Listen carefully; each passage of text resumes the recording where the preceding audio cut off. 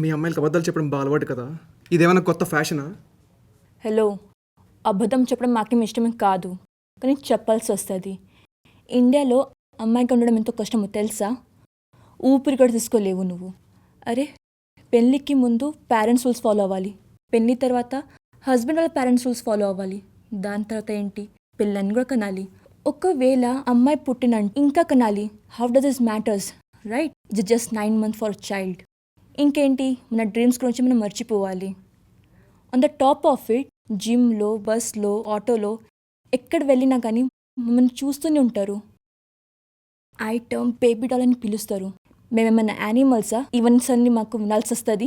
Hello, ఇటు time చూస్తున్నావు, నేను మాట్లాడుతున్నాను కదా, విను. 45 degrees టెంపరేచర్లో కూడా మేము బయటికి వెళ్తున్నామంటే మా పేరెంట్స్ ఫుల్ స్లీవ్స్ వేసుకో వెళ్ళు అమ్మ, లేకపోతే అబ్బాయిలు కామెంట్స్ చేస్తారంటారు. అయితే మేమేం చేయాలి? పాప్కార్న్ లాగా పట్పట్ అవ్వాలా? అరే, ఇలా రేపు ఒక కొత్త ట్రెండ్. ఫోన్ అన్లాక్ చేస్తే dick pics. Public service announcement. Dear men, we are not interested to see use nude, so just zip it up. Social మీడియాలో వెళ్తే ట్రోల్ చేస్తారు, స్లట్ అంటారు, రేప్ థ్రెట్ పంపిస్తారు. ఒకవేళ బ్లాక్ చేస్తే బ్లాక్ ఎందుకు చేసావు సిస్టర్ అని అంటారు. ఇప్పుడు చెప్పు, హూ ఇస్ మిస్బిహేవింగ్? మిస్బిహేవ్ ఎవరు చేస్తారు? మెన్. హెరాస్ ఎవరు చేస్తారు? మెన్. ఏడ్పిస్తారు ఎవరు? మెన్. ఫ్రీడమ్ ఎవరికి పోతుంది? ఉమెన్స్. అందుకని అబద్ధం చెప్పడం మాకేం ఇష్టమేం కాదు.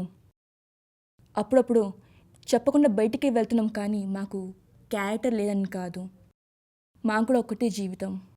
We just have one life to live here.